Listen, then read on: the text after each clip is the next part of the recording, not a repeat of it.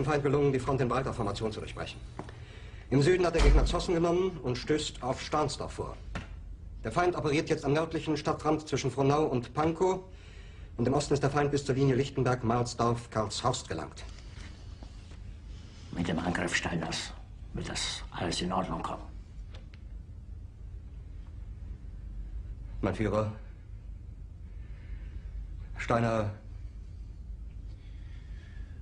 konnte nicht genügend Kräfte für einen Angriff massieren. Der Angriff Steiner ist nicht erfolgt.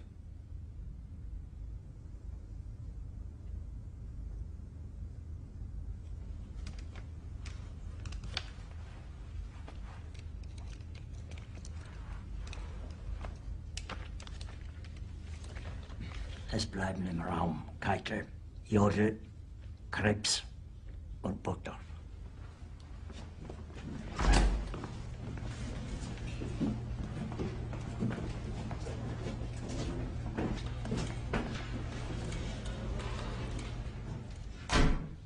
Das war ein Befehl!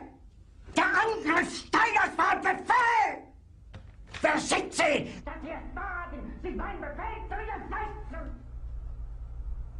So weit ist das also gekommen. Das Militär hat mich belogen! Jeder hat mich belogen, sogar die SS!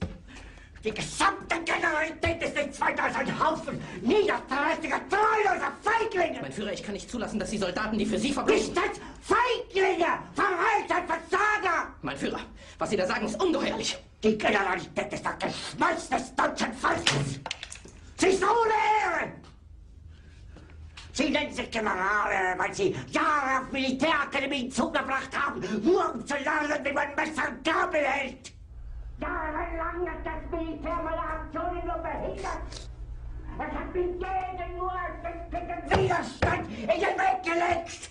Ich hätte gut daran getan, von Jahren alle höheren Offiziere liquidieren zu lassen, wie Stalin.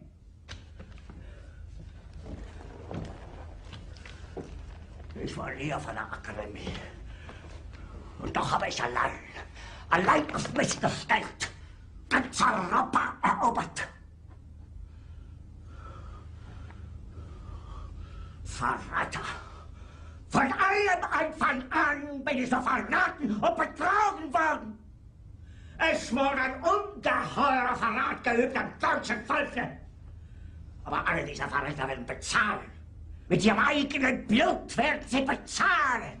Sie werden das saufen in ihrem eigenen Blut. Bitte gerne. Jetzt beruhig dich doch.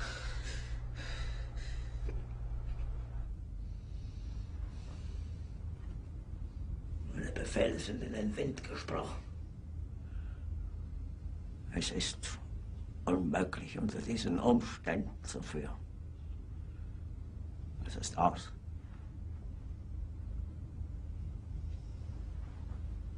Der Krieg ist verloren.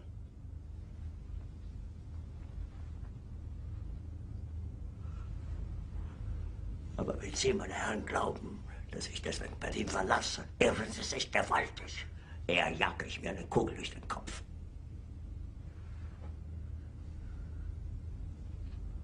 Tun Sie, was Sie wollen.